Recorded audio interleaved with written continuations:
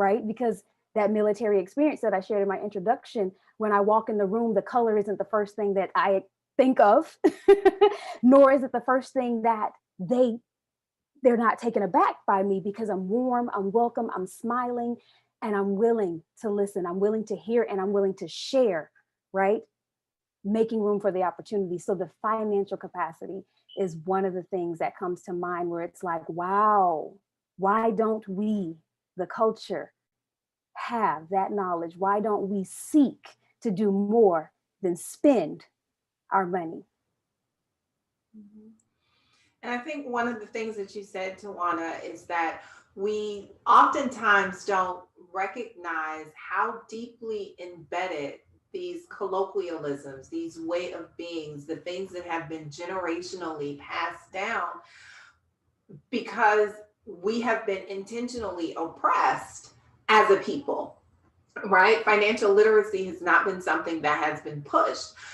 And that's resulting in mathematics not being something that is pushed, right? In urban environments, math and science, these are things that we have truly excelled at in the past when it didn't have a label on it. But now that it has a label, it's like, oh, well, we must keep them away from these things, because when we understand that they truly can dive into understand how finances work in America, right? In this kind of environment, because this is not the only financial system that there is, but once we subscribe to this particular financial system, then there have been plenty of things to block and stop us. So thank you so much for that. And Monica, I'm going to come over to you with that same question. What has been an event or an occurrence or something that has transpired in your life where you have recognized that it was kept secret or it was a secret to you, and when you uncovered that secret, you were in a space and saying to yourself, I need to go and seek out this wisdom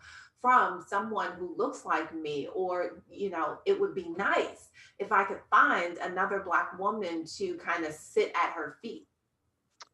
I love that. And gosh, I love what everyone shared. And I think as we talk later, one of the books I'm just launching is The ABCs of Racism and Reconciliation.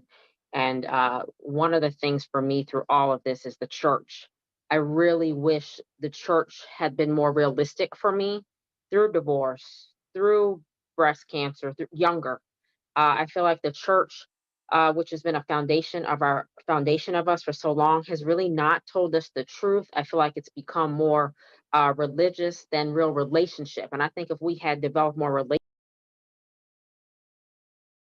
in Christianity or Buddhism or other religions. So for me, I remember after my father died in 2017, he was actually negligently allowed to die at a facility in Maryland. So I'm still battling that. And I just remember, like, at the church, family was like, you put it this way, you have to do it this way. And I was like, this is my father's last the last thing I'll get to do to honor him. So let me just honor him the way God is telling me to honor him, not the way your church or religion is saying I have to. So I feel like for me, years ago, now I have an amazing tribe where I call and say, look, I don't want to read the Bible today. I don't even want to pray. I just need you to hear me where I am at. But when I was younger, no one talked to me really about my mom, even, walking with God. They didn't really say, hey, people in the church might hurt you just because they're in the church, they may not have it all together. I think there's a false sense of what we get in the church. And the other thing is being able to understand that we are the church outside of the four walls. I think we do so much in the four walls because it's been safety for us. Back in slavery, we came together, and Sunday morning is still the most segregated place in some ways in this country. So for me, I would have to say my faith. I could say financially also, I love what everyone else has shared, but the church and religion and faith, I wish someone had talked to me more about relationship than religion as I even now go through things. So that would be one of the things. Thank you so much for that. And that's really what this discussion is all about, creating and building those relationships with one another, because that becomes the platform and the foundation for everything that we do and growth. And if you are just joining us right now, we are in a very powerful discussion around Black Woman Confidential, Secrets of a Black Woman on the Rise. We are here at the BlackCEO Iconic National Convention, and we have brought some amazing women together to have this very personal and intimate conversation, because all too often what we recognize as Black women is that our voices are silenced for so long and we hold so much in. When you think about just even the masculine versus the feminine energy, femininity is all about being that receptacle. It's about the holding and the nurturing and the growing of things. And a lot of times what happens is that the growth happens in the dark, right? When you think about a seed, it's planted in the ground and we don't know what's happening down there. We don't see all of the chaos and the confusion and the busting out and everything. All we see is the seedling come up and we're like, yay, right? And sometimes that's what it feels like for Black women. No one ever really pays attention to all of the chaos. All they see is, did the dinner get put on the table? Did the kids get off to school? Did you make it to work with some semblance of your hair done and everything, and not everything that it took in order to get there? And I was reading a post from a girlfriend of mine, Dr. Toni Moore. She is a brilliant attorney. And she had a post that she put on Facebook, and she said when she first went into a law firm, she would notice that the white male partners would nurture and mentor other white men. And the white female attorneys, partners, would nurture other white women. And she got criticized for, not doing her part. And she began to speak up and voice her opinion and say, hey, where's my mentorship? Who is it that I look for? And one of the partners at the firm told her that you can read and you can write, figure it out. Right? And that has been the story. And so what happened as a Black woman, she did just that. She went within, she went to school some more, she, studied some more, and she became the smartest person inside of that firm. She became the smartest person inside of the courtroom. But what happens when that gets tired, right? When the weight of that becomes too much for individuals to bear. And so I'm going to go over to you, Elizabeth Hope Brown. And I know that you are an author, and I really love the title of your book. And on the seventh day, she rested, right? And I love that because that's true for me. Like I work like a Hebrew slave 6 days out of the week. And on the seventh day, it's like, no, don't talk to me. I turn off all electronic devices. Everyone inside of my company knows you can't reach Spalding. Don't talk to her from sun up to sundown, right? But that was something that had to be taught to me. It was something that was really literally mentored into me because I didn't do that. I thought I had to be a machine and a workhorse over and over and over and over and over again until I burnt out.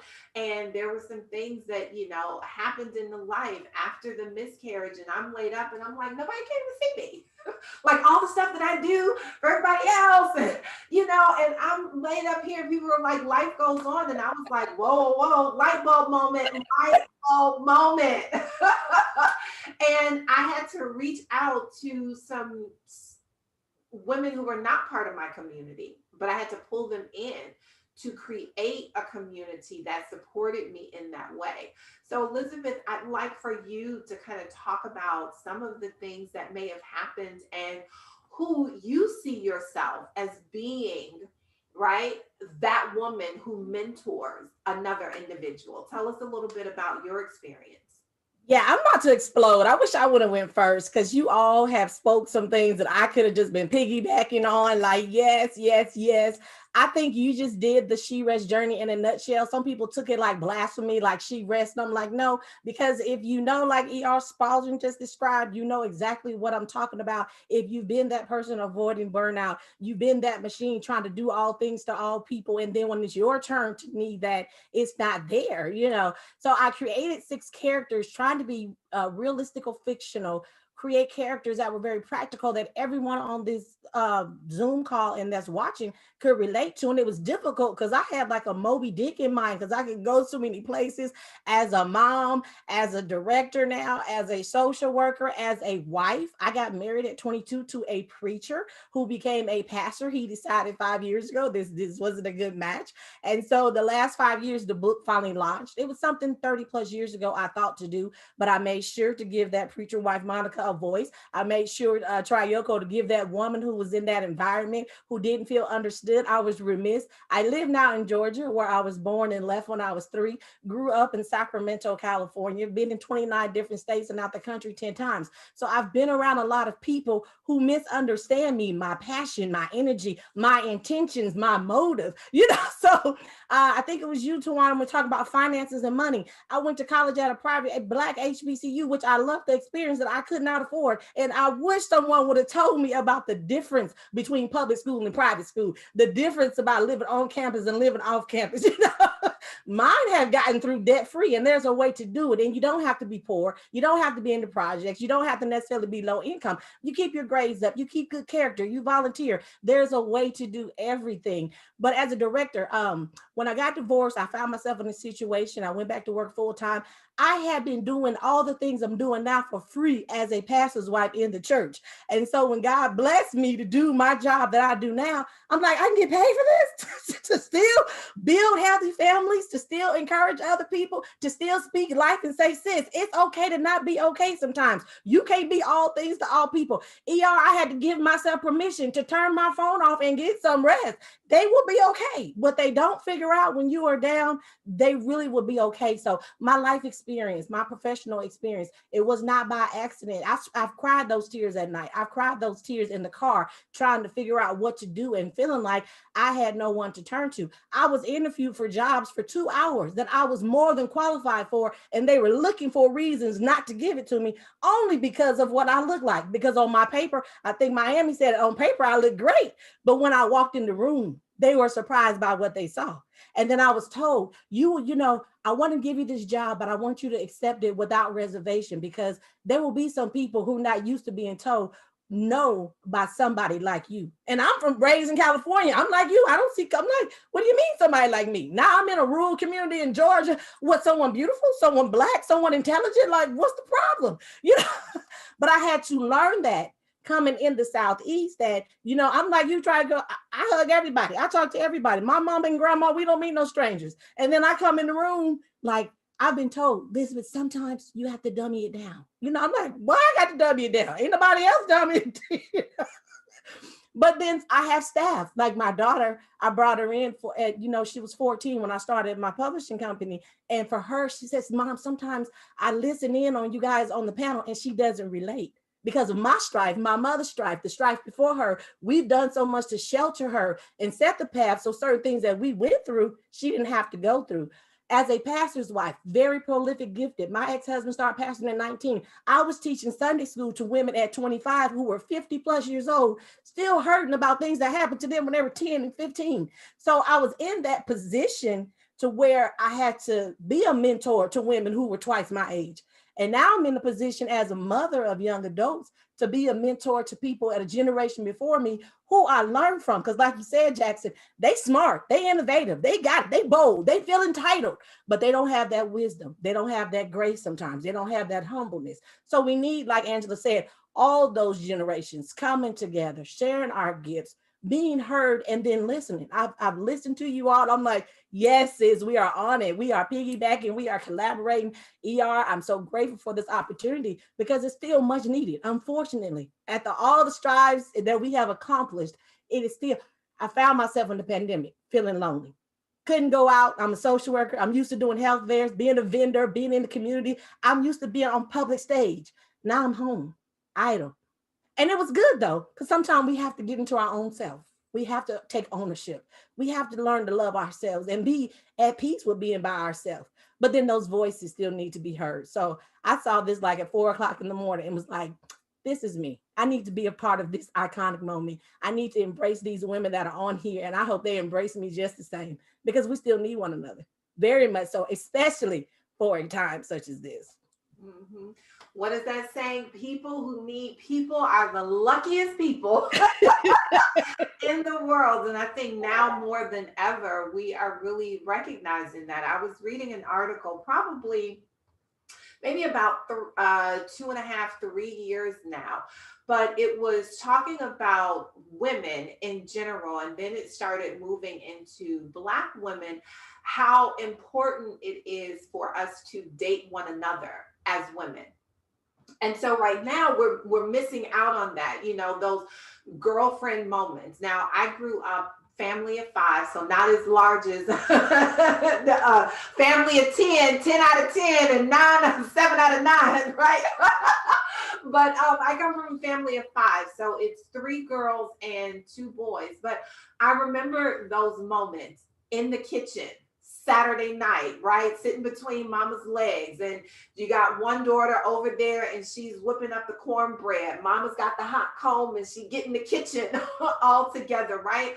But we carry these rituals into our adult lives when we really don't recognize it. And so the kitchen being the heartbeat, right? So when my sisters and I get together, it's like we're, exchanging, we're dating one another, but we're just standing around in the kitchen, right? What you cooking? What you got going on? But it's having those meaningful moments. And then also unknowingly, right, when you're with family, passing down the history and the traditions, because I have a sister who's 7 years older than I am. So there was a generational gap. I'm 7, she's 14. She's like, mama's like, well, you can go, but you got to take your baby sister. And she's like, what? So I had to, be thrust forward and grow up really quickly, because she like, you better not embarrass me, right, when we go out. But having those moments. So Miami, I'm going to come over to you and ask you the same thing that I really talked with Elizabeth about in terms of creating those moments where you get to be that voice for someone else, that mentor, that wisdom gate, and passing that around. So what has been your experience with being the essence of Black Woman Confidential? Thank you so much for this. Um, Along my journey, I had a lot of trauma. So back in 2011, my son Tyke was shot in an incident that also claimed the life of his best friend. Well, Tyke, miraculously, he survived.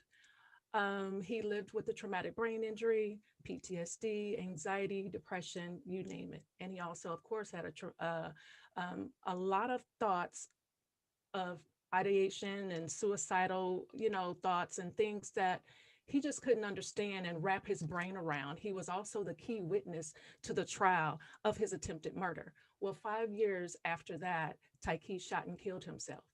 So just breathe for a second after someone says that. I have had to now learn to take time and to take and engulf myself in the space where I'm at. When I'm having to share that story, when I'm having to tell people, I've had this traumatic experience, and now I'm a part of a network of women that also have lost their children as well. I'm a part of Moms Demand Action and also Every Town for Gun Safety. And I work with those women that have truly kind of the same stories that I do. They have lost their children tragically to gun violence. And I'm able to be a mentor to them because along my journey, I also took the route to spiritual healing. I am an author as well, and I wrote The Key Process, a grief guide to mastering spiritual healing. And what that consists of, out of that, I pulled out these 7 keys of how I began to heal. And that was through meditation. That was by me changing my diet, because, of course, food, that, you know, how much food that we intake and the toxins that are in our body, it's hard for us to process things. So with that, I learned mindfulness, and I started exercising. And then I tapped into the world of Reiki and energy healing. And after that, I went through this whole process of needing to understand what ancestral healing was. And when I started doing all this work, I started defining my purpose. I was nowhere on the trail of becoming a grief coach, a certified grief specialist, and now a grief counselor. Nowhere. I was nowhere near that realm.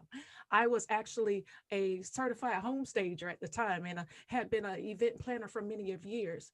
I was not looking for this line of work that I'm in now, but it found me. And so I had to learn to embrace that. And as I learned to embrace that, I got into this network of beautiful women that knows the struggles that I am having, and they also know how to relate to me. They actually allow me to say, if they asked me, how are you doing? They pause and they allow for me to answer. Because, you know, a lot of times when we ask people, say, hey, oh, how you doing? And then you come with the next thing to say. But they really allow me. And what I've learned with being a part of this network of women, I've also learned how to move and shake through when I'm going through my own stages. Just because I am a grief educator and trainer doesn't mean that I don't have my days. I miss this boy over here. I miss him dearly. But yet, through this process and having women that I can support, it has helped challenge me. It has helped wake me up in the morning. It's helped me get up throughout the days and say, hey, you know what? I can do this. I can do this by God's grace. And I can do this because God has equipped me for this time. There's no way in the world I would have chosen, oh, I want to be a grief coach. But what I have learned over the time and through the education, that there's a need for this work. Because like I said, when I first came on, a lot of times we think that, you know, we have it all together, but yet there are so many things that are unresolved, from childhood trauma to, you know, just the things that we just don't want to deal with. If it's a relationship or a loss that we have, it could be a loss of a pet. But a lot of times we don't allow ourselves to heal that. We sweep it up under the rug, and then it's going to come out in a meeting or with a conversation with our spouses, or a conversation with a girlfriend. But if we allow ourselves time to heal, and to even discover and acknowledge what it is and accept what it is, and then allow ourselves to go through a healing process to free it, feel it, and face it, then we'll be okay. So that's why I'm here. And I'm so grateful that I have a network of women that I can, like I said, pull from as well, and also mentor to them to show them that, you know, grieving is nothing wrong with that. It's something that we have to do. Our body has to do it. Our body has to release that energy, and we need to learn other ways of how to heal through the process. Thank you so much, Miami Night, for that. I think you said free it, feel it, face it.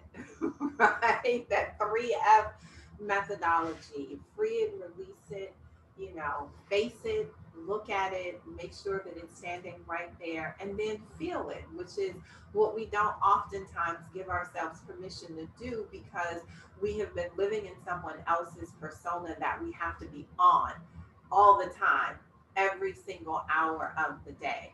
I mean, I'm just looking at the time right now, and it has flown by. Like, where did it go? We could be here another 5 hours, right? Having this conversation. And certainly we want to be here with you. But as we continue to go through the conference, make sure that you get over to freebizgifts.com, connect with these ladies. All of their social media information will be there, because you may find your sister circle with one of them. Hopefully, in this conversation, the ladies will stay connected here, because I just see some phenomenal things coming as a result of it. Black Woman Confidential has been something that has been near and dear to me for a very long time. And we are actually having Black Woman Startup, that is, we are having our conference next month. And the theme of that is Black Woman Confidential. So we are urging everyone to become a part of that, register. It is a no cost event, but it will be talking about the secrets of Black women on the rise in in business, in life, in love, in leadership, in all of the places that we find ourselves. One of the things that I am a big proponent of and for is that all of the different hats that we wear, that we begin to integrate them all together. Right? Because what would happen as Black women is that we would find ourselves, and I know for me personally, if you would ask 7 different people if they knew E.R. Spalding, they would give you 7 different personas of who she was, depending upon if I was in a work environment, if I was hanging out with my girlfriends, if I was over here with my husband or the children or in the spiritual space, right? All of these decompartmentalized things. And really what I learned is that the best version of who I am shone through when I was able to integrate all of those together and allow individuals to see the complete me, the authentic me, the, you know, the graceful and the gritty, right? the grand and the not so grand. And so if I were to leave you with the number one secret, it would actually be a quote that I hold dear to me. And it's a quote by Richard Bach. And it is, you teach best what you most need to learn. You teach best what you most need to learn. That has certainly been the case for me. And so, as an entrepreneur, I find myself teaching and training and being in spaces for the things that I need to learn the most and continue to grow and deepen. And that is the relational wealth between women, that is the empowerment of the woman's voice, and that is the strength that we find when we go within and then create the courage to go out there and explore it with other individuals. And so, as we begin to wrap up tonight, we are going to go around and ask each one of our esteemed panelists here what is the number one secret that they would like to leave with you as sisters on the rise. So I am going to start with you, Monica, and then we'll continue to go around. Wow, thank you, man. Everything that everyone shared tonight is just, I can't wait to be connecting with these women long after this conference. I want to piggyback on one of the things you said because I agree. We're not supposed to be siloed. We were not created to be siloed. There are narratives and things that have forced us to be siloed, whether we're in the room, outside of the room. So just this healing, and we've all talked about, you know, my healing, the loss of a child, loss of a marriage, but just the healing in our community. If we don't begin to come together and bring our strengths together instead of always tearing us down for our weaknesses, our healing is not going to be what we need it to be. So I just really, the healing, it takes all of us, not just the village, but it takes all of us to embrace the healing to become the communities we need to become forward. So that's what I would leave with each of us right now. So I would sum that up as your number one secret is being heal ourselves, and we'll find that we heal the world. Yes. Right? All right, Elizabeth Hope Brown, what is your number one secret? My number one secret I learned was I was created on purpose and with purpose. There's nothing new under the sun. And as I've gone through things and learned to express about the things that I've gone through and found my voice, I'm very sociable, but people can misinterpret that you could be an extrovert and introvert at the same time because I'm very clear on what I'm saying when I'm talking to people. And I tell you what I want you to know. But it's okay to not be okay sometimes, but it's always okay to be you. And I learned after years of life and trying to blend and trying to modify myself to comfort others is that I am who I am on purpose. And what is that purpose? I had to figure out and then walk boldly in it, regardless if I was walking with a multitude or walking by myself. So that's my one thing is you are you on purpose. And for whatever reason that you've gone through, what you've gone through is for a reason and a purpose. And then walk in it boldly and without apology, because no one else in the world can be you, like no one else in the world could be me. So the purpose, being me, being uniquely created, without apology is what I encourage people on the She Rest journey and in life. I'm like you, Spalding. I had to blend all those characters and personalities together. And when you know me, I may be in a different mood, but the core me is always the same. No secret about where I stand. So. Absolutely. On purpose and walking with your purpose. Great. Troika, what is your number one secret? My number one secret is it starts and ends with me. I mean, everything that I was looking for, everything that I was afraid of losing, I found in me. Everything that I thought had been taken away from me, I already had. Everything that I started using things that people used to bully me. My mom had to tell me I was being bullied, number one. They're trying to bully you, girl. I was like, you know what? I like me. And I had to learn, I learned to trust me. And I love the idea of finding other sisters. When you found other sisters who've done the same thing, because then they're not intimidated by you being that way. If you know who you are, and if you love you, they're not intimidated by you being that way. And you'll know it because you can feel it. It feels like this panel, I am normally nervous because I've been the only penny in the change person most of the time. And when I do have to go with my sisters, I'm usually nervous. I'm like, am I too much? Do I need to dumb down? Do I need to? But I had a sister tell me one time, she said, you need to make your own mantra. So y'all can quote me on this if you want to, but my mantra is I used to dumb down my shine, thinking it was kind. They either catch up or they get left behind. That's all I got to say. It begins and ends with Troika. All right. Mcneil, what is your number one secret? I would say decide. Having the opportunity to simply decide, making a decision. When after losing my son, and it was a year after, I decided that I wasn't going to live that way anymore because I couldn't if I was going to continue doing what I was doing. So by me simply making a decision to do something differently, that's what changed my outcome to be a better woman, showing up in the world differently. And it also helped me to understand what grief and healing was. I understood what grief, I started learning what grief was, but I didn't understand what healing meant behind the grief. And in doing that, that helped me to awaken my spiritual self. But I had to start by simply deciding. So all you Black CEOs out there, make a decision, right? No waddling the fence there. Thank you so much, Mcneil. Tawana Taylor, what is your number one secret? I think we can't hear you, Tawana. Let me just check your mic real quick. Do a mic check. Mic check. Yes, we can hear you now. Beautiful. All right, thank you. Yes, I was just telling Mcneil, she's speaking my language. You gotta be willing to make a decision, right? And so with that, it's like woman, sister, whatever you want to put in front of it, choose to be well.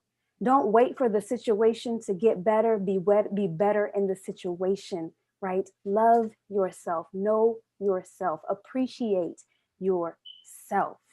And from the business standpoint, we're all here, right? We're women in business. And it goes to the space of you already have everything you need inside of you to go forward. You don't have to have it all figured out. That's where you collaborate, right? Like ER was talking about, the one and one together. You don't have to do it all. Integrate so that you can show up and choose to be well. Choose to be well.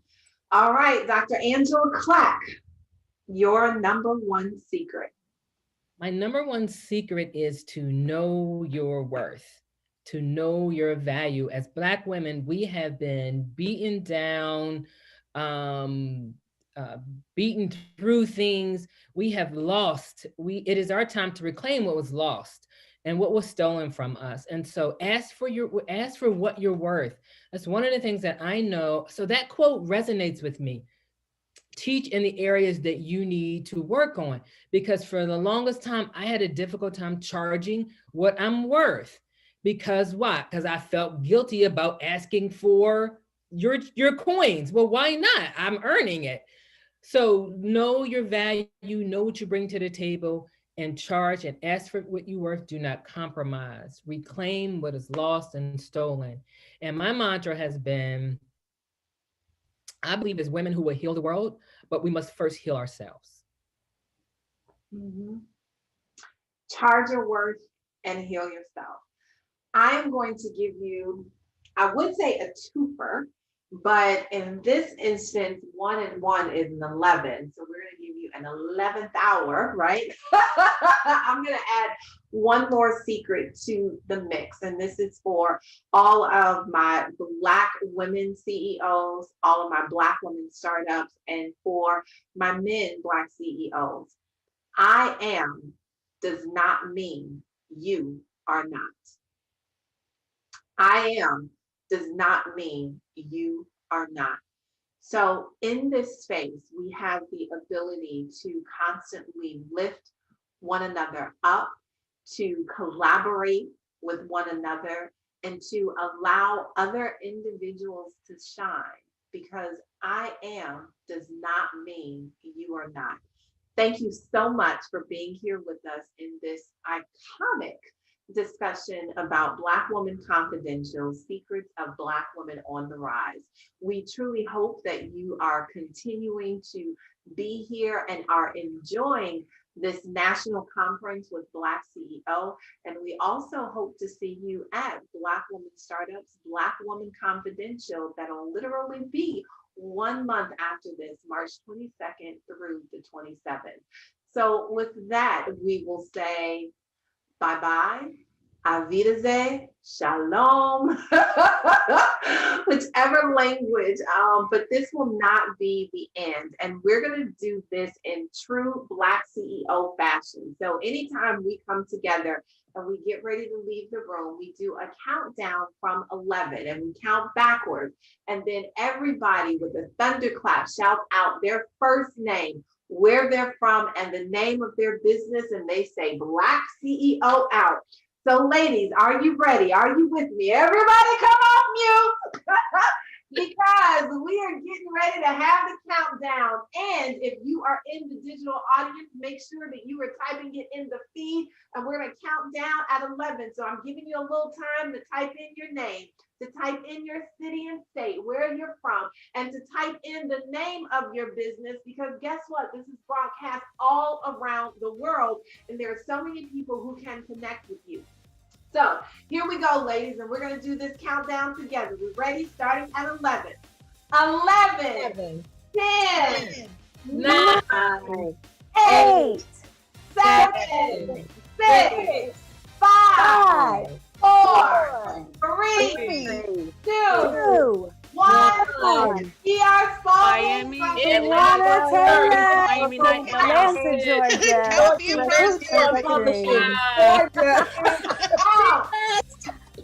BlackCEO out. All right, BlackCEO. Oh, BlackCEO out. BlackCEO out. BlackCEO out.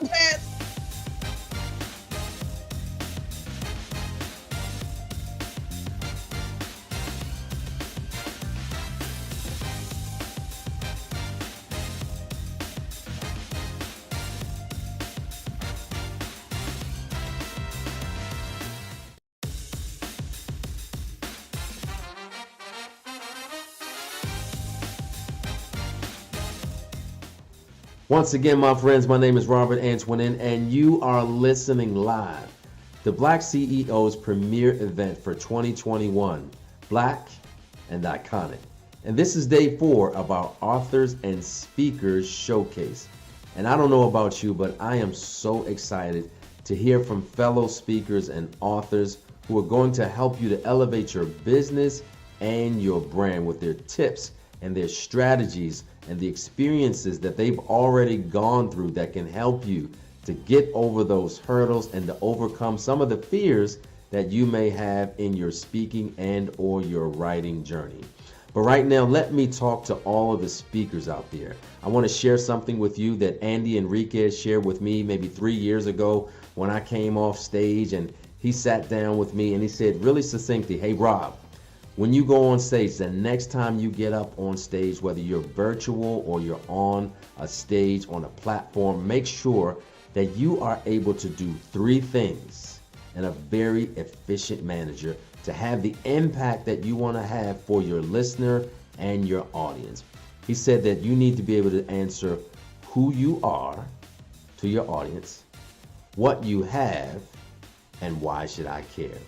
Who you are very quickly lets the audience know how you connect to them, how you relate to their pain points, right? So you need to be very, very clear about explaining who you are. And who you are doesn't necessarily mean that you take 20 minutes to give all of your accolades and all of the degrees that you have on your resume.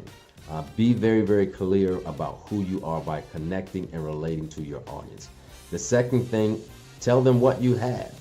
And then that what you have portion, tell them what problems you solve as a result of them listening to you. Tell them what is it that you can help them to get better at. What question can you answer in their business and in their personal situation? So in what you have, you want to answer those questions. And then, why should I care? That's where the magic happens. You need to be able to explain what is the transformation that you can provide as a result of listening to your message. If it happens to do with wealth, if it's with weight loss, whatever it is, what is the transformation that you can provide as a result of listening to you and your presentation? So if you're a speaker, if you're struggling with how to present your idea, make sure that you keep those three questions in mind. Who you are, what you have, and why should I care? And if you can do those three things, you are well on your way to being a $1 million speaker. I'll get to the authors on the other side when we get back from the next part, but my name is Robert Antoinin, and I approve this message.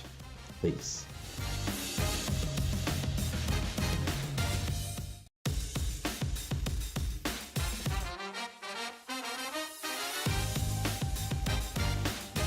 Welcome to Strawberry Letter 55. I'm so happy you can join me. I'm going to go ahead and get us started with the presentation, and we will be on our way. Yay, Strawberry Letter 55. And I'm Renee Johnson, CEO and President of the Asher brand. Additional, who am I? I want you to just take a look at that picture there. That was a picture of me during my 55th birthday photo shoot, which was last year, May 22nd, 2020. So excited. Got the crown in my hand, palm of my hand, and that's who we are. We are queens, and we have to know that we are of royal priesthood. So we're royalty. And that was something that, as we go through this workshop, you'll hear more and more of the different things of where I was and now where I am today. So again, Renee Johnson, I go after life pursuits like my life depends on it, because it does. As I mentioned in my presentation, I set out with the motivation to be taken off my blood pressure medication, and I achieved that goal within 3 weeks. I had a fear of public speaking, like, shaking in my bones, but I set a course to challenge myself and achieve my goal in 30 days. I was always unsure of myself, second guessing and questioning every decision and choice of words that I selected, until one day I found out that people just want to hear from your heart. So if you speak from the heart, it's going to reach the heart. Don't worry about anything else. And just like with anything, it spills over into all parts of your life. Once you become confident and you overcome different insecurities, you're reaching those life pursuits. Now you know you can do anything. You're on top of the world. So later in the year of 2019, I was able to earn $30,000 within 3 days, because I was always fearful of rejection, of people saying no. And I just got it in my mind, you know what, I'm going to reach out to every client for the year of 2019 that said they wanted to do something with me, but for whatever reason, we didn't get the business closed. So I went out, called everybody, bam. made the 30,000 in 3 days. So why are you here? You are here because of goals and dreams that you also have from the presentation.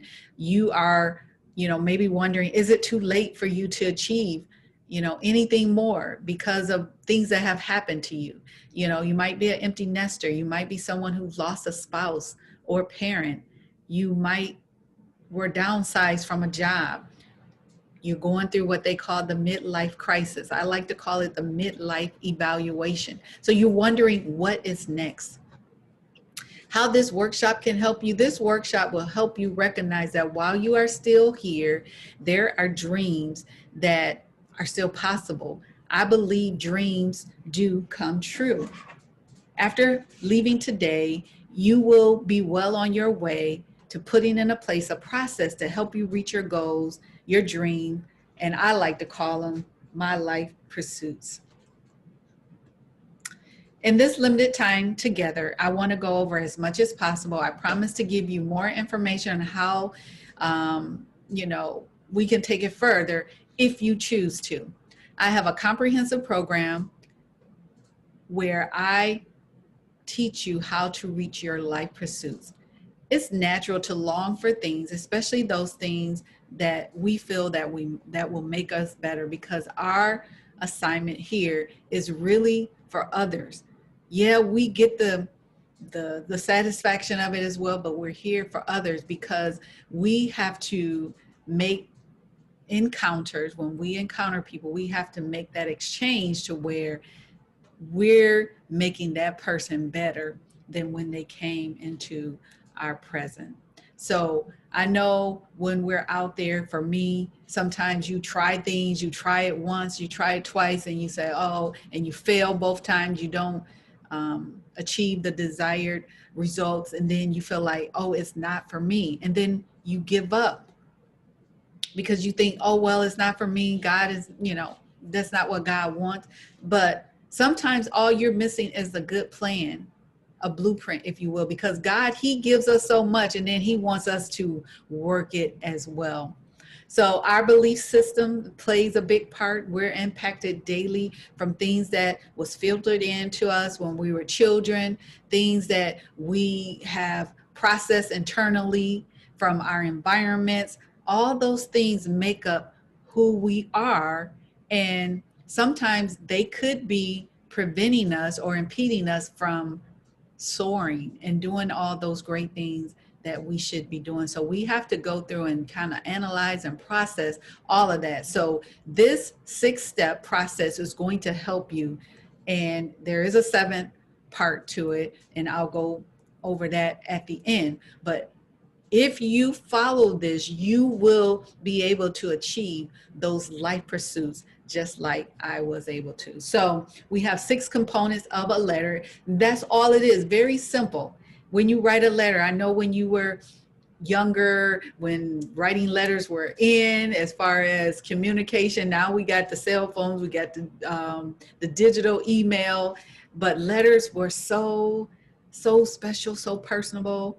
And I remember young, before I, got married, met my husband, I had a boyfriend that was in another state, and when letters would come, you get so excited. And so that's what this letter is. It's going to be something so important, and that we would cherish it, greatly. So 6 components: the date, the address, the salutation, the body, the closing, and the signature. None of those terms are unfamiliar to us, right? So on today, 4 things on this agenda today. We're going to spend time identifying life pursuits, defining the letter components 1 through 3, which is your date, address, and salutation. Assessing your environments, both inner and outer, that's the component 4, that's the body. Strategizing and creating the blueprint, that's the component 5, which is your closing. And then committing to the plan, which is component 6. What's next? So important, the $1 million question. Identify 1 or 2 to 3 things that you feel are of importance to you. We're going to give you 2 minutes. I see, it's 3 to 5, but for the sake of time, I want to make sure we have enough time at the end. I want you to be thinking about, in your workbook, there's a spot for you to write down those life pursuits. An example for me was to conquer the fear of public speaking. So that's one. To get off my blood pressure medication, that's two. And to reach my sale goals, my quota for the year of 2019. I want these goals to be those, and I even need to, stop myself, these life pursuits to be short term, things that we can accomplish maybe within 12 months. I think going out for 2 years, 24 months, you might can stretch it, but I want us to look at these in short term, because what I believe, when we put those big, audacious, those hairy, audacious goals out there for a long period of time, it's going to be more difficult to reach. And then sometimes we're going to get discouraged. So if we get those small victories in, those are going to allow us to, push us to the next, because we're going to feel good about those small victories. And then they're going to turn into bigger, like the snowball effect. So let's look at things. I had one as short of a period as 30 days. Maybe it's 30 days, but go ahead and take the time, give you 2 minutes, so you can write out in the workbook those life pursuits that you want to pursue over the next 12 months. Okay?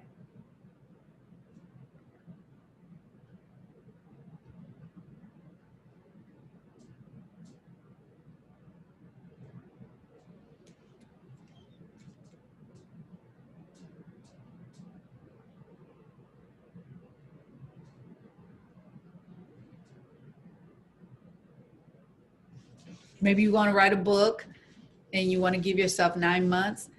9 months is a very important amount of time frame. I think of a baby. It takes 9 months for a baby to develop and to be born. And so this is now that period of birthing, then you'll be into the laboring and then the baby is born. So could be something that's out for 9 months. But I guarantee you have something that you can work on that's going to help you become better, and then also helping others. If it wasn't for me in those 30 days of going Facebook Live, I went live, Facebook Live for 30 days straight for a half an hour every day, just talking about different subjects for 30 days. And at the end, I was now no longer fearful of talking publicly in front of people. So, and I wouldn't be here today if I hadn't done that. Okay, 1 more minute.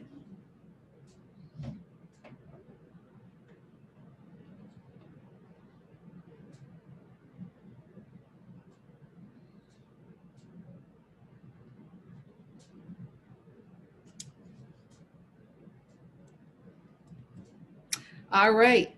So the date, we go to the date of this letter, and that's where we have all corresponding supporting verses that I wanted to go with each component. The date is Habakkuk 2:2, write the vision and make it plain. When we put a date on something, that is marking its place in time. So that's what we're doing with our life pursuits. We're going to make sure that that date is noted. It's a special date to us, because what do we do with dates? We celebrate them, anniversary, birthdays, when we graduated from high school. We know that date. My husband, I was talking with him the other day, and I was sharing with him, I know the dates of when I worked at different companies, and I've only worked at 3, but I knew the dates that my whole career, I knew the dates that I worked and the day that I left.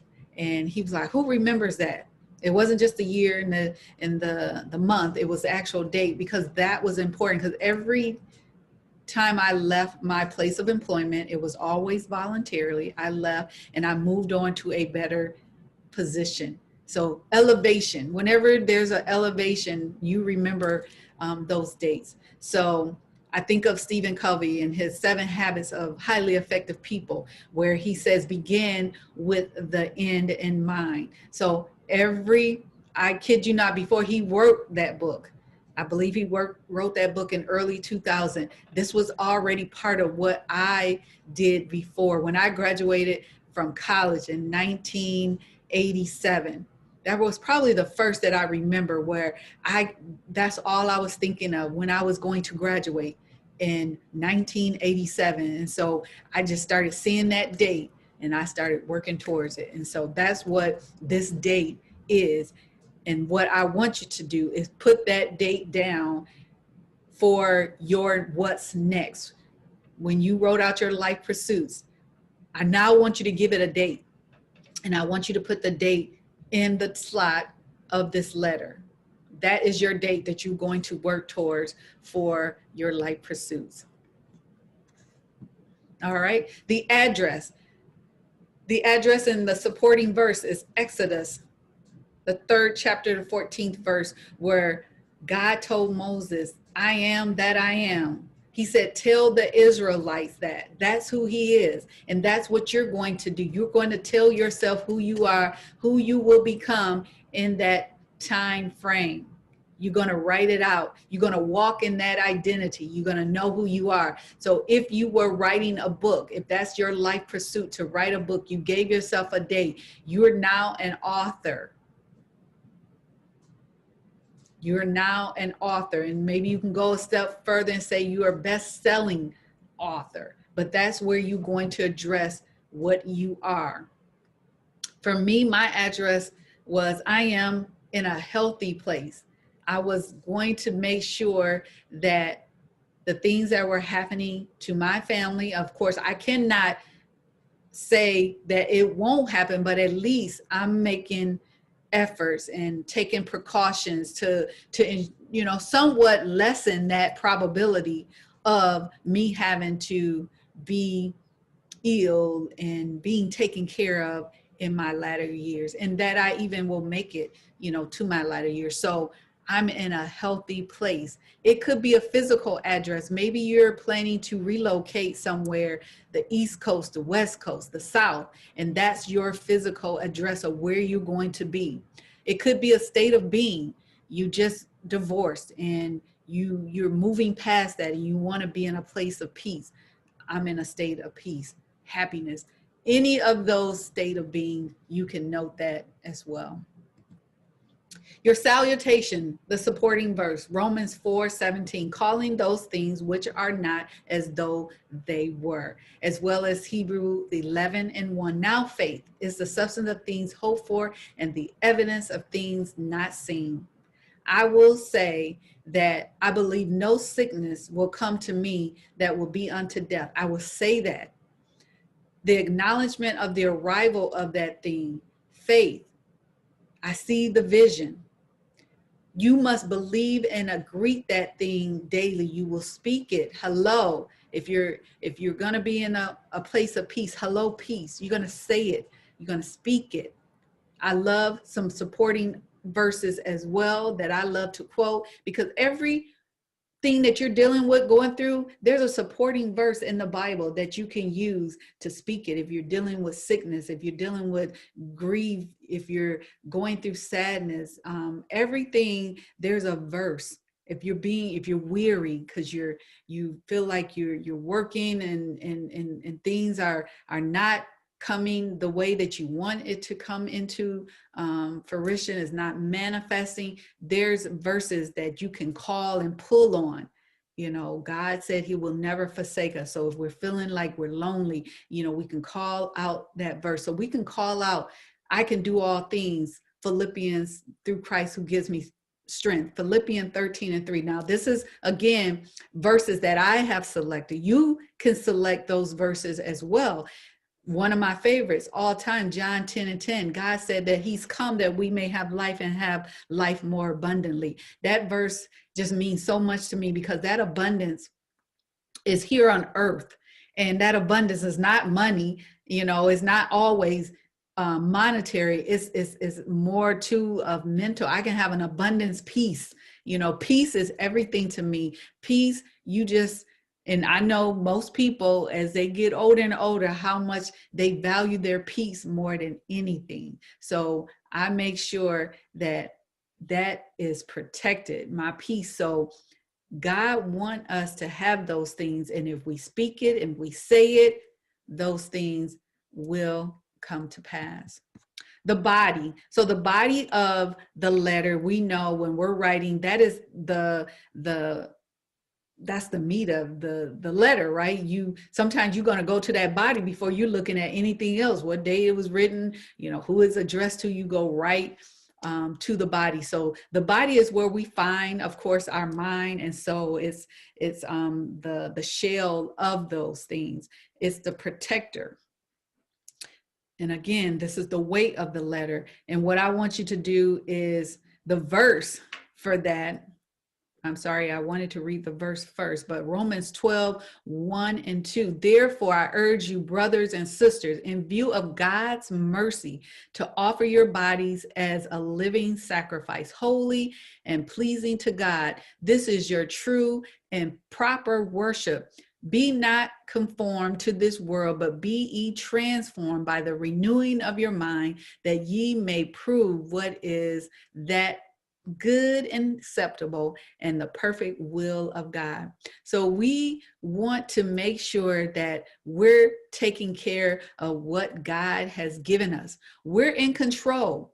We're in control of our mind, our body, and our soul. So we want to make sure that it's pleasing to God, that we're doing everything to make sure that we're offering it, our bodies, as a living sacrifice. And we know that we are to transform our mind so that what we're doing is going to be acceptable, and it is the will of God. So there's a constant work in this section, a constant work. And so we wonder why a lot of things don't get done, because we jump ahead. Now, I know the body is in a letter, it comes, it's in that fourth component, but we have to go ahead and set those things up. And then once we get to the body, we make sure that it is in line with what God wants for our life. Because this is where we're doing a lot of evaluation. We're doing self-awareness in the body. All right. So our mind, the mind, this is where the transformation takes place. We got to work on making our mind stronger, and we have to make sure that we become stronger. So right now we're going to go right into number 1, which is practice labeling your emotions. You want to make sure that you put a name on those emotions, because we're all going through different emotions, and we have to identify and put a name on them. It could be you're feeling sad, you're feeling angry, you're scared. You have to acknowledge them. Having a self-awareness of those emotions keeps you from making irrational decisions, even getting yourself into those predicaments that are not going to be conducive to you. So number 2, establish healthy ways to deal with uncomfortable emotion. We have to learn how to cope with our emotions. I wish when I was younger that I understood how all that worked.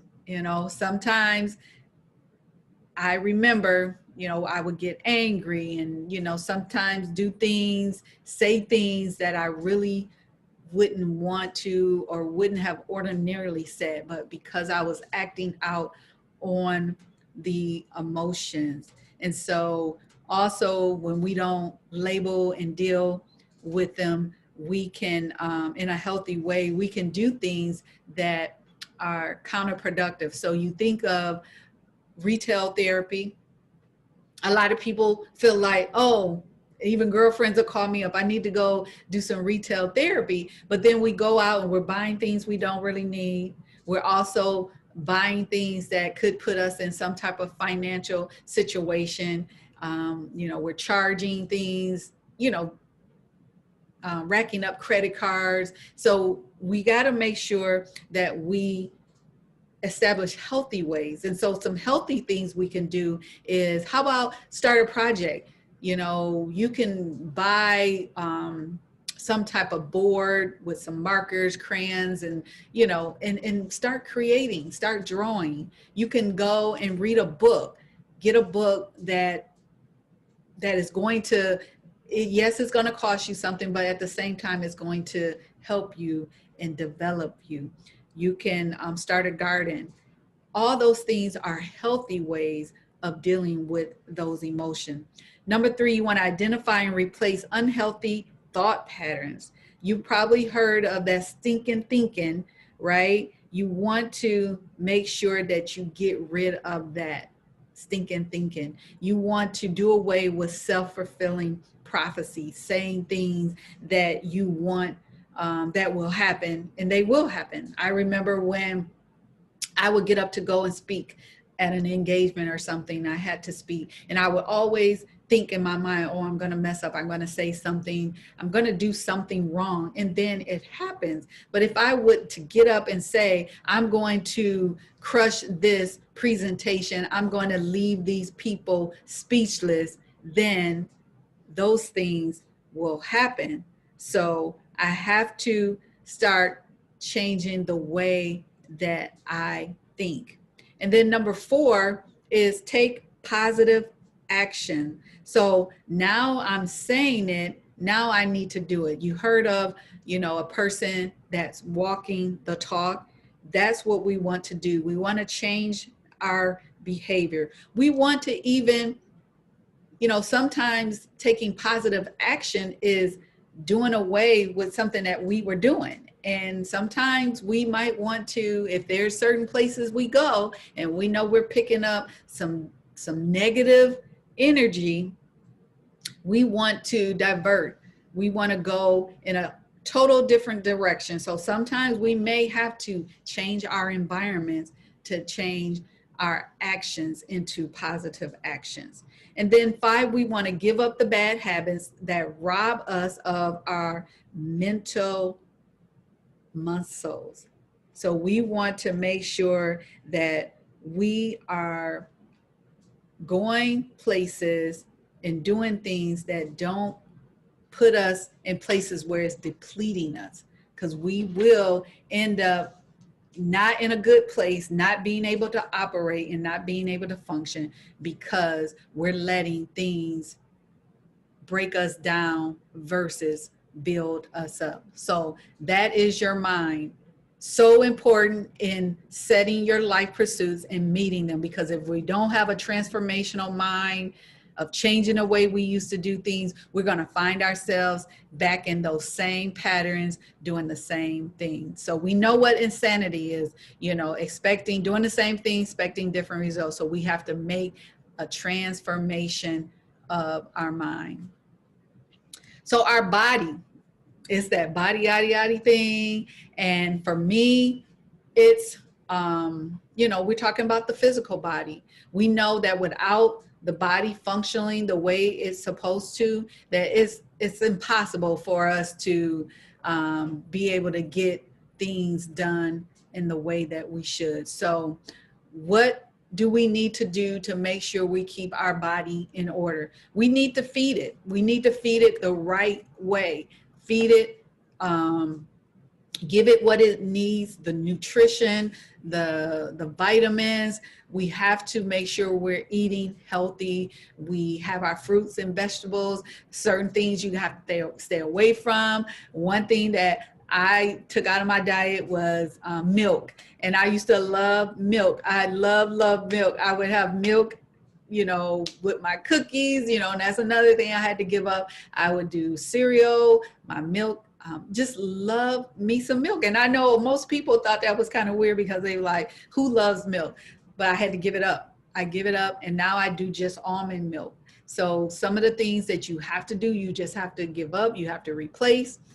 I started the gym membership, and that's really one of the big things that I'm so excited about, that I started this gym membership, and I'm still there. I started in October of 2019. we're now first quarter 2021. So I'm still there. Your annual exams, you have to go and see your doctor. You cannot think that you're going to be okay. These people, that's what they study as far as making people aware of what's going on with their bodies. It was my doctor who said, you are trending in the wrong direction for your high blood pressure. This is what you need to do, because down the road, you may feel like you're okay now, but down the road, it could cause, greater problems, especially, as I said, my older siblings was passing away with heart disease, Parkinson's, everything. And I'm like, this is just not good. So what can I do now that will make that change? We want to make sure our hygiene, the things that we are doing with our bodies, that we're making sure that we're making, things are proper, when it comes to your hygiene, making sure that you're doing all the things that you need to do to make sure that, again, you're taking care of your body. Once you have all those things intact, what you have on is also a representative of your body. So make sure that you have on things that are presentable and that they speak well of who you are. So the body, because body, that's the confidence. For me, that was everything. That kind of just did a whole lot of things to make sure that I am walking in the way that I'm supposed to walk. Okay. So the soul is everything. What does the Bible says? What does it profit a man to gain the world and mess around and lose his soul? So we don't want to lose our soul. We want to spend time in nature. That is so, so wonderful. I spend my outdoors, especially when spring hit, I can't wait, because part of my exercise routine is outdoors. Right now, I don't do much. It's all inside, but spending time with nature is kind of like the air. It's like God just kissing you on the face. I mean, it's just wonderful.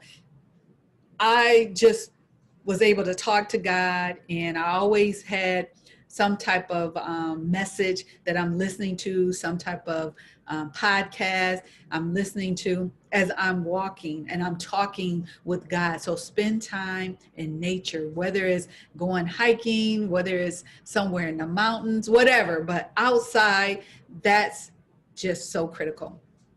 A soul journal, devotion. I mean, that is something that too, I started a gratitude journal. If every day you're thanking God and writing down all the things that you're grateful for, what a difference that will make.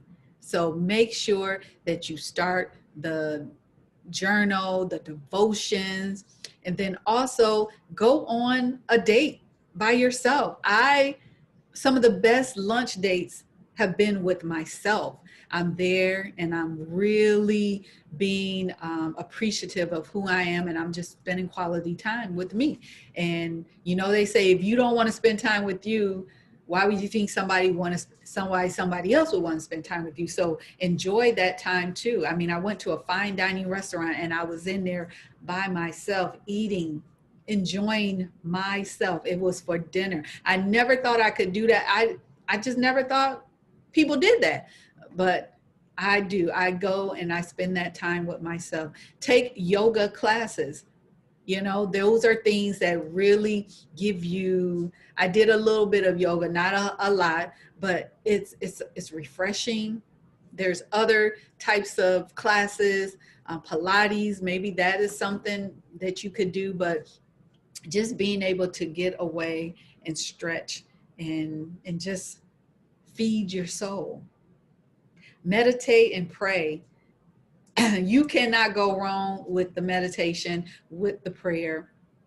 I find myself talking to God, all day, thanking him and asking him too for, just the strength to continue on and give me the things that I need that maybe I don't have in the natural, to give it to me in the spirit. And then also to be an intercessor for someone else, not only pray for you, but pray for others. Travel. Now, I never travel, but I know there's a group out on Facebook that's all they do is travel. And a lot of people, women, I see that they're on those trips alone. And I would imagine that it has to be probably an exhilarating feeling to just be able to go in some unknown country, land, and you're by yourself. My husband and I, we travel together all the time. So that would be not something I would do, but it's still something that if you are single and you are, you know, in a place where you're at a road and you're trying to decide, you know, what's next and how do you get there, that's a great time to do that. Now, I traveled along, of course, for business, and that also is a time too for that refreshment. But sometimes just a breakaway, and you know, for a day. I live around Lake Michigan, so to travel to the lake and just, you know, marvel at what God has created is just an awesome feeling. So take a long walk. Those are always just enjoyable. And I mean, outside, that's when nature is just one of the best things to really get your mind open and really to start the creation process is what I found. And then offer to help others and to give. I mean, that in and of itself is truly, truly being a blessing to others. All right. So now we go to the closing part of the letter, and that's where we now are going to strategize. The supporting scripture is Proverbs 16:3, one of my favorites as well. Commit your works to the Lord and your plans shall be established. You have to be specific in this area. So I want to come off blood pressure medication. That was what led me to the gym. So now I'm saying I want to come off the blood pressure medication. In the beginning, I was saying I want to be healthy. Now I'm being specific of what I want those things to do. And then this is all under different categories because I'm kind of like, I got different life pursuits, but under that blood pressure medication, I may put also, I want to lose 20 pounds. So in addition, I want to lose 20 pounds. And then I'm going to say that to help get to that, I'm going to work out 30 minutes each day, 30 minutes a day, every day I'm going to work out. Okay. And then to help me too with the weight, I'm going to make sure that all food, excuse me, has been eaten by 6 p.m. So now that could be the total plan, or that could be just parts of it. I didn't want to go into the in-depth plan for me because there are more pieces, but that's the start of it. When I wanted to overcome my fear of public speaking, I decided to go Facebook Live 30 days straight. And I was out there every day for 30 minutes, every day. 30 minutes Facebook Live, and I had my own agenda. I had different subjects that I talked to. I formed a group, a Facebook group, and it was just women. And it was 30 days before my 55th birthday. And I wanted to bring women along with me to maybe they had some life pursuits, some goals that they wanted to achieve. And so we met and we also reviewed every week. They let me know what their goals were. I let them know what my goals were. And we held each other accountable, and we met once a week to make sure we were on track.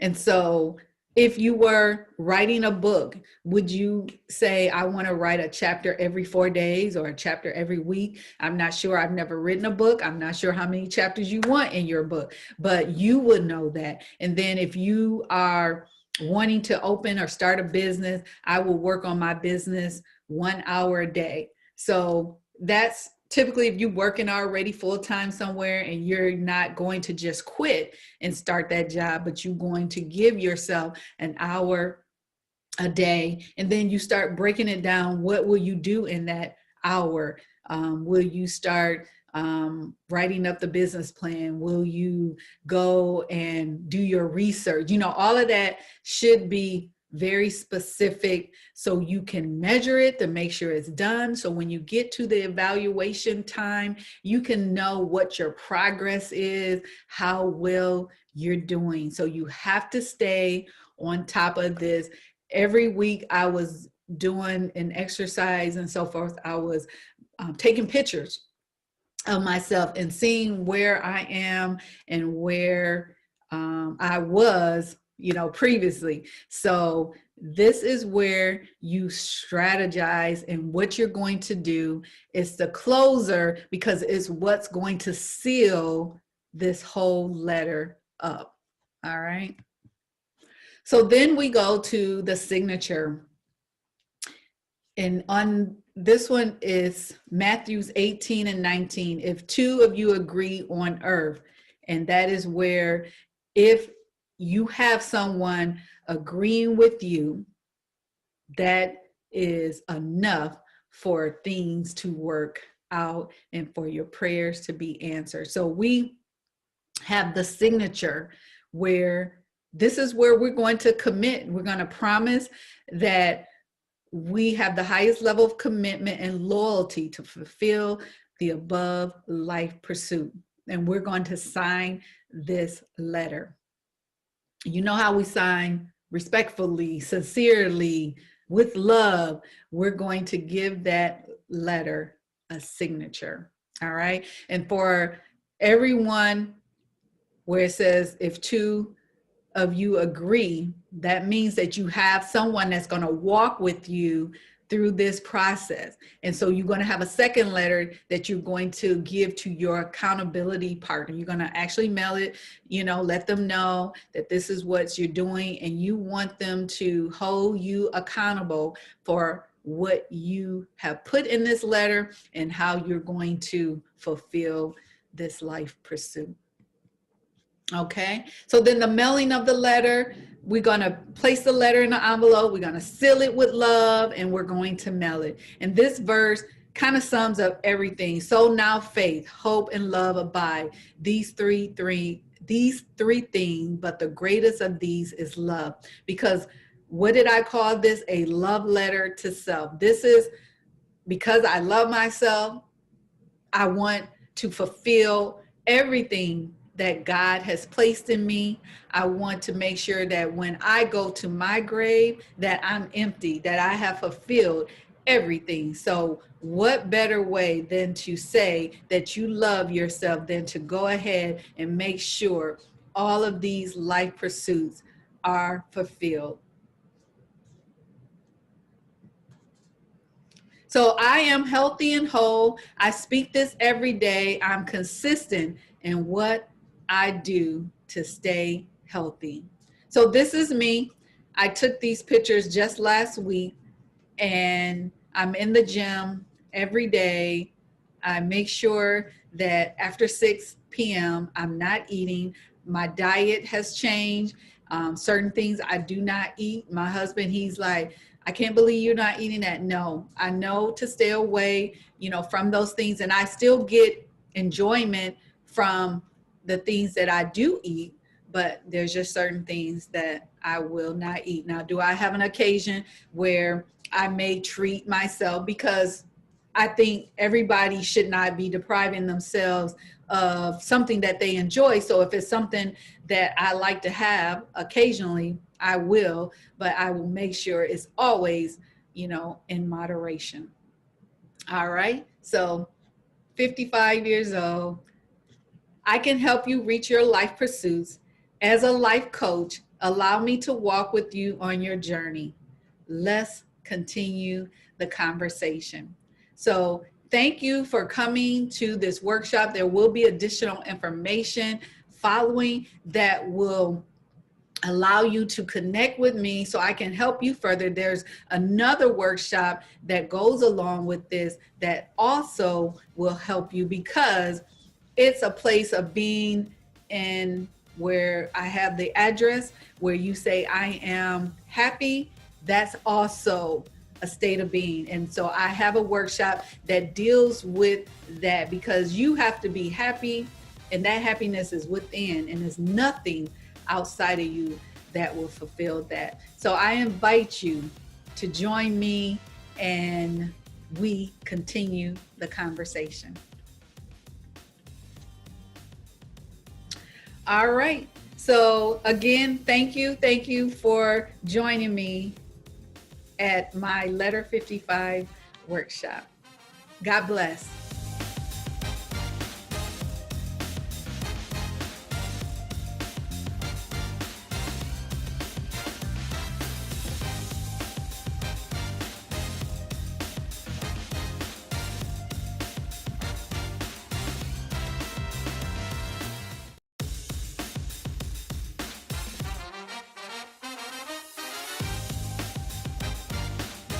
Hi, I'm Dr. Karen Hills Pruden, and I'm going to talk to you today about leveraging professional equity to elevate your career during corporate chaos. Today, we're going to talk about expertise, reputation, and relationships, and how you can use them to propel your career. Now, every time I say something that resonates with you, I want you to type "no excuses" in all caps in the chat. But who am I? I've spoken to women internationally as far as Pretoria, South Africa, about women in leadership. There are leaders everywhere. And by a leader, that definition is someone who has great energy, strength, and power. And the young Karen, I haven't always been a leader. So the young Karen did not feel like a leader. I was determined, strong-willed, and did what I wanted to do regardless of what others said. I was emotional, and I made decisions based on my heart, and emotional decisions are not always rational. And so in talking about corporate chaos, I know a little bit about chaos. You know, everyone has a story, and I am no different. Type yes in the chat if you have a daughter. Type yes in the chat if you struggle with keeping that daughter focused on her education instead of the boys. Type yes in the chat if you were that daughter. That would be me. And so type in the chat "no excuses" if you remember your first love. I remember my first love. My mom tried her best to redirect my attention from this young man. We dated all through high school and all through up until my senior year. And one day he asked me, "What do you want for your birthday?" And I said, I wanted to get married. So we were married. And as a young wife, I was pregnant the next 3 years. Life was wonderful until life was not wonderful. And so when my marriage ended, my children were 3, 2, and 1. Yes, you heard that right. My children were 3, 2, and 1. And so my life was in chaos. And to me, chaos is any distraction that is powerful enough and important enough to sidetrack us from reaching our goals. And so I will also add that chaos can be trying to elevate your career during a pandemic. As leaders, we sometimes have chaos going on at home as well as at work, you know, and so chaos at work may look like a coworker getting a promotion that you felt you deserved. Chaos at home may look something like suspected infidelity. We all experience chaos of some sort. As leaders, we determine how we're going to respond to that chaos. Your response will determine if you will diffuse the situation or cause it to grow and overshadow everything else in your life. Type "no excuses" in the chat if you hear me. Do not let chaos at home hijack your career. I need you to seek help to manage that home situation if you find that chaos is at home. You know, Dr. Willie Jolly has this saying that a setback is a setup for a comeback. And after my divorce, I set out to get myself back on track. I wanted that college degree that I gave up for love. And so I'm going to share with you how I leveraged professional equity to go from a teenage bride to an executive in the C-suite by converting my chaos. So the first thing you have to do is assess your current situation. You have to acknowledge that you're even in a situation. You know, now I was the mother of 3 little people, 3 whole human beings. And so when you are facing chaos, just remember that anyone can be an ally. Everyone is an option. Stay focused and keep your goals in mind. Leaders do not lie to themselves. No, you know you have whatever it takes to propel yourself to the next level. So stop delaying your progress because of pride and because of guilt. You know, you are sometimes ruling people out whose heart has already been touched to assist you. Now, chaos can show up in your professional life as well. You know, it did for me. Professionally, I was told that I would succeed my boss. My boss had been working for the organization about 45 years. Was told that I was her successor. We had worked together about 14 years, you know. And so after I was informed that I would be her successor, you know, 2 years went by and still she had not retired. And so once I assessed that, hey, she may not be, she's dragging her feet about retiring, I decided to seek a position elsewhere because I was ready to ascend up to the next position. And the next position would have been a director position. And so I put in some applications externally and I accepted a director position with a company that I was unaware of. You know, so I got the director position and I was overseeing 5 states for HR resorts. So HR resorts in 5 states. And so, but 2 weeks within that new position, they changed my position. And then I found myself, I was overseeing 12 states.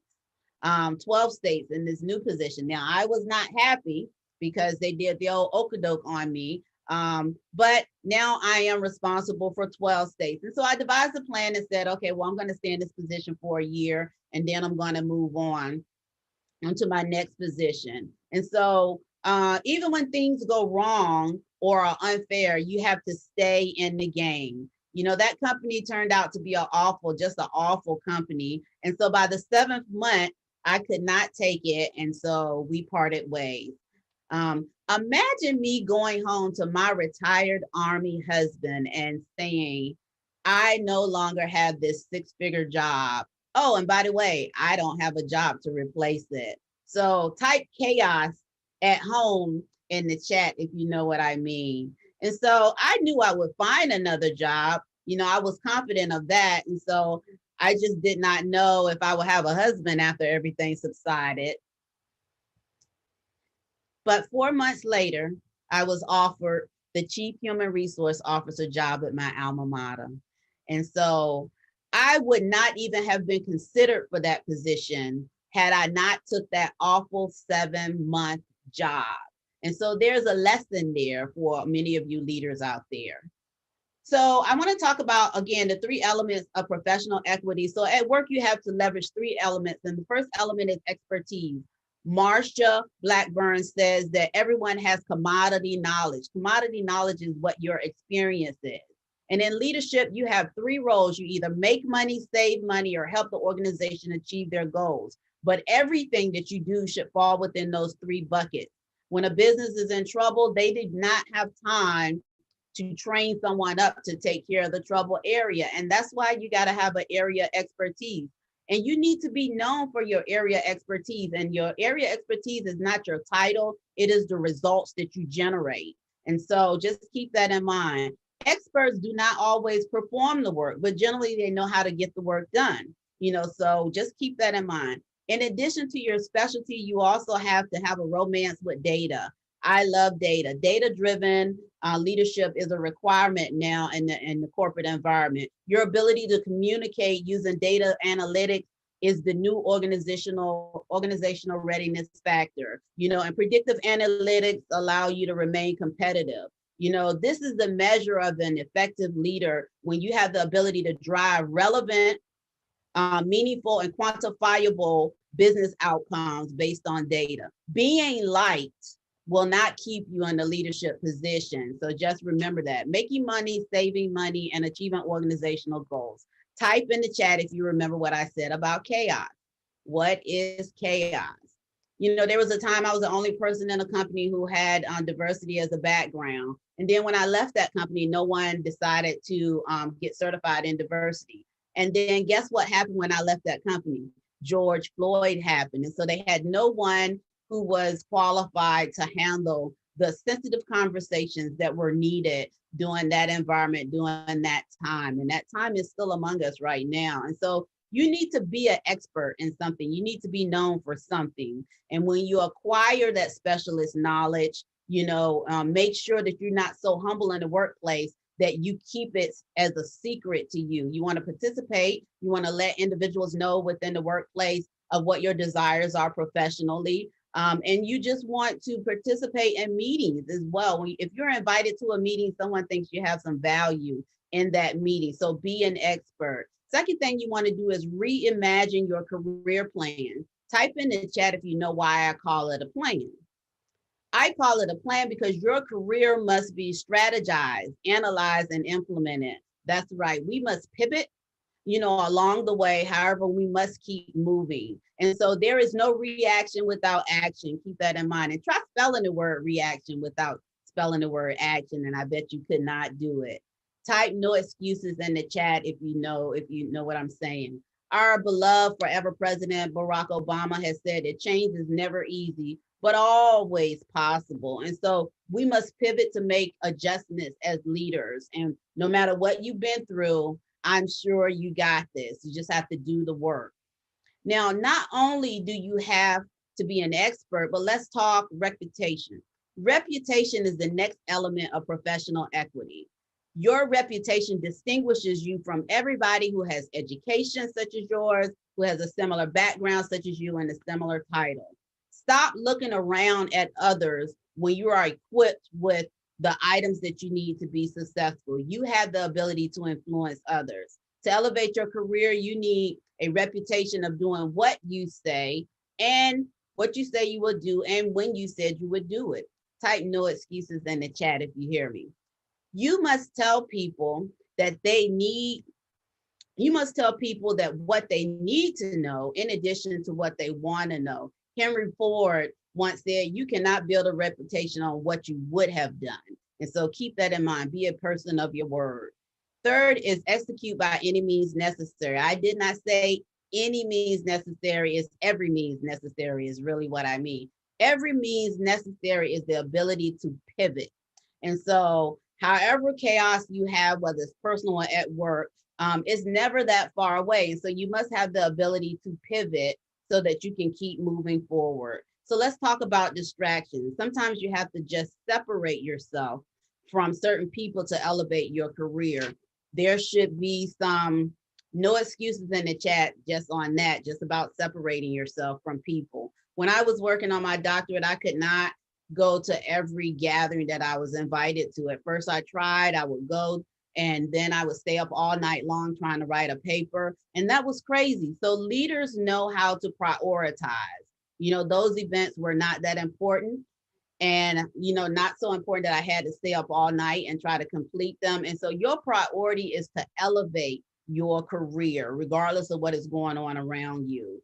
You know, Les Brown said, accept responsibility for your life and know that you are responsible for changing it. Remember, hard work and persistence are the main ingredients to career elevation. And so social events are distractions, and social events can also be career derailments.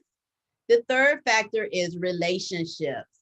Relationships are a major factor in elevating your career. You cannot do it on your own. You cannot do it by yourself, leaders. You need others to value what you bring to the table. You need others to speak on your behalf when you are not in the room. You need others to tell you what is being said or done when you're not in the room.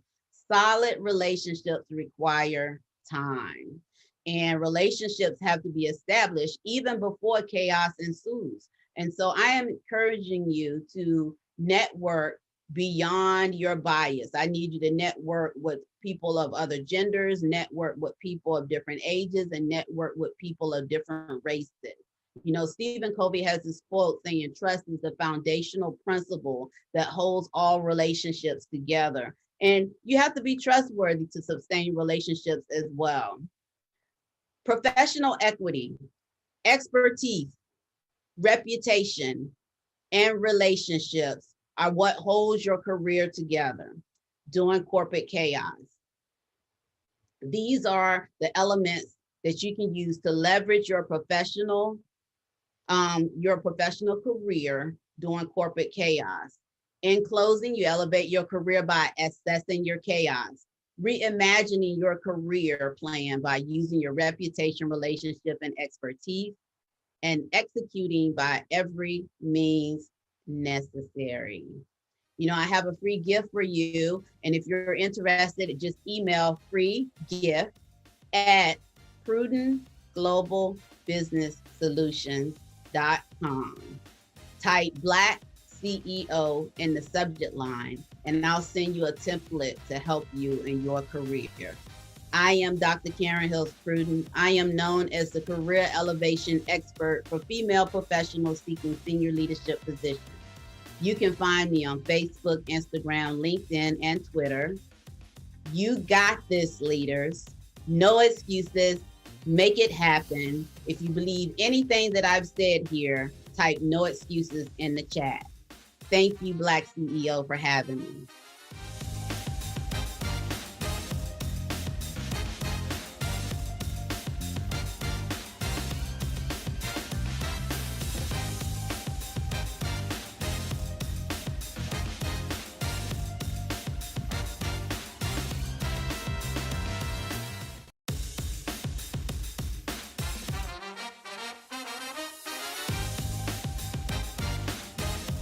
Good day, everyone. This is Lord Donovan Hilton, always congratulating you in advance for your continued success. And thank you for joining us today to discuss how you can continue to be the top executive that you are and will continue to become. So I just wanted to show my face real quick because we're going to jump right into the story, the takeaways, and the free gifts. So let's go ahead and jump into this presentation.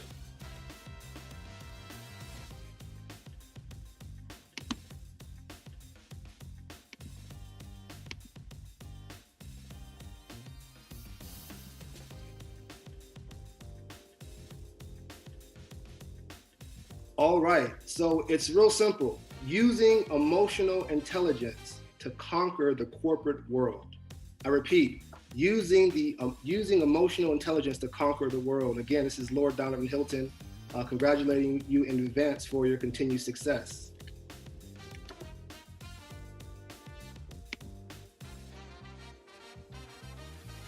So what we're going to accomplish today is just three simple things. First, I want to share my story, which is my journey of becoming a respected community engagement and business development expert and consultant.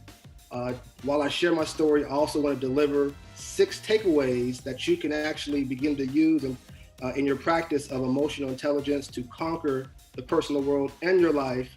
And what I would like to do as well is make sure you receive a free gift and ensure that you and I are able to stay connected as the both of us continue to grow our brands. So before I tell my story, I just want you to keep in mind 3 key things. Everything that I do within my personal life and really within your personal life and your personal and professional experience, for the most part, we're managing relationships. Always keep that in mind. When we're going through our personal and professional lives, we're building our brands, we are managing relationships. And keep in mind, in my story, as I tell this thing, the value and attitude that I have for myself, the vision that I have in my heart and my mind determines my future. And I've always had my attitude, my values, and vision for myself at the highest expectations well before the age of 21, which is where my story starts. And so this thought process has helped me to become a better decision maker during my journey, especially during the uncomfortable experiences, as you'll see through my story. And so the first takeaway that I can offer is to identify, when we're talking about conquering the corporate world, you want to identify your short-term and long-term goals for your personal life and your career, because this is going to help you as you go through your ups and downs. And so starting my story, keep in mind, if you didn't know, I was homeless. In 2008, I was homeless. That's correct. 21 years old. Life was good. Southern California.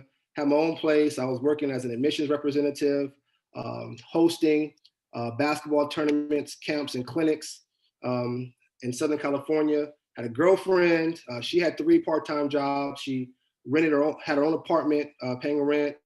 Attended the university full-time. Life was great. But unfortunately, in 2008, age of 21, my girlfriend, she was 20. The economy slowed down. The city went bankrupt. I was laid off as an admissions representative because I was one of the younger folks and I didn't have a mortgage nor a family. So, you know, you got to make those tough decisions. And I was one of the first ones to be laid off in my department. And I was getting more and more parents calling me saying I can no longer have my son or daughter in your basketball program. And soon I found myself evicted from my home. And through the grace, my girlfriend allowed me to move in with her. Now, when I got settled in, she was getting laid off from her jobs back to back to back. Keep in mind, the economy really slowed down. I didn't even know anything about the economy. I was just going to school, hustling, and making money. She was going to school, didn't know anything about the economy. You know, I didn't know that stuff slowed down. So she was evicted from her job, laid off from her jobs, eventually became evicted from her apartment. Then both of our cars broke down and we found ourselves catching the bus. And we're like, what is going on? You know, we've never had any challenges in life. We've always tried to help and be of servitude. And now all of a sudden we're evicted from our places. Our cars are broken down. We're catching the bus and we're bouncing around from motel to motel and trying to find a place within, you know, between our families that are nice enough to open their homes and keep them. And so eventually my girlfriend's mom and sister found out about the hardships. They were talking to, you know, my girlfriend and said, hey, why don't you guys come to Nashville? And so it was something that we've never considered, coming from Southern California with the beach, the Lakers, all that good stuff. But again, we found ourselves in a tough spot. She hadn't seen her family, her mom and her sister in over 15 years. She was raised by her dad. But it got to a point where we had $150 to our name.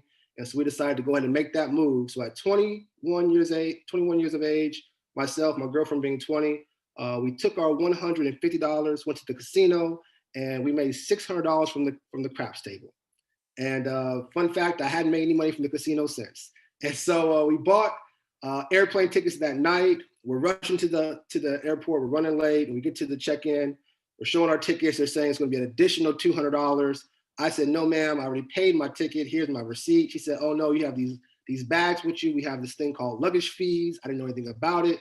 So we found ourselves in the middle of the airport